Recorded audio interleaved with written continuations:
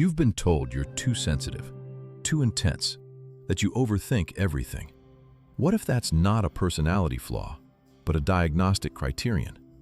In 1964, a Polish psychologist named Kazimierz Dabrowski studied people who'd been identified as exceptionally gifted. He expected to find confidence, stability.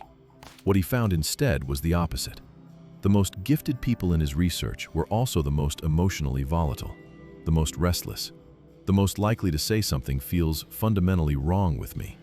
He gave it a name: overexcitability. Not a disorder, a capacity.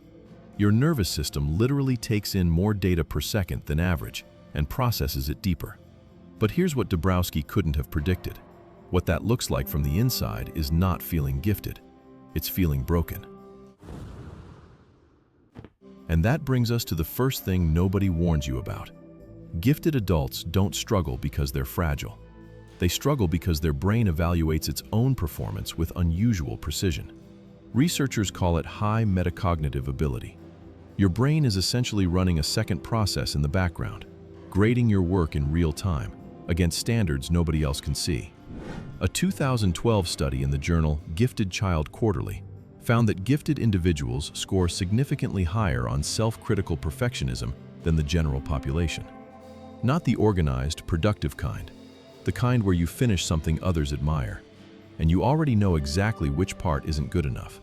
That's not low confidence. That's a measurement instrument that's too accurate for comfort. But wait, if your internal standard is that high, why would you hide it? That's the part that sounds contradictory until you hear the research. Gifted kids learn fast, not just academics. They learn social consequences.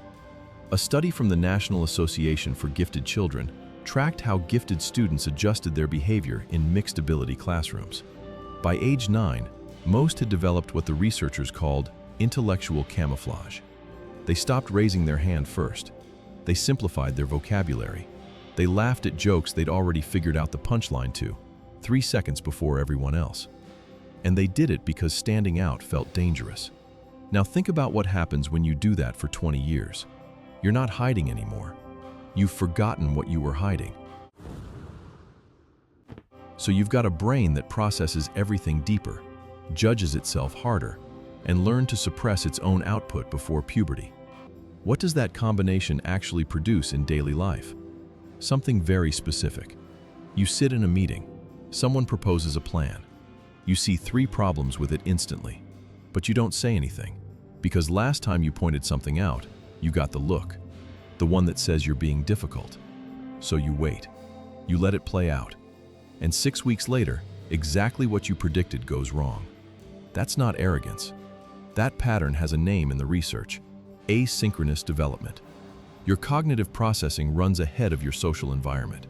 And the gap between what you see and what you're allowed to say, that's where the exhaustion comes from.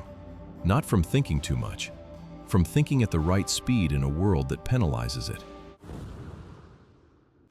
There's one more thing, and it might be the most important. Gifted adults don't just think differently. They feel justice differently. Dabrowski documented this. He called it emotional overexcitability, and one of its clearest markers is a disproportionate response to unfairness. Not rule following, something deeper. A physical reaction, tightness in your chest, heat in your face, when you see someone treated unfairly, even a stranger. A 2017 meta-analysis found that moral sensitivity correlates with cognitive ability more strongly than almost any other personality variable. Your sense that the world should be fairer isn't naive. It's neurological. Now, remember the first thing I said?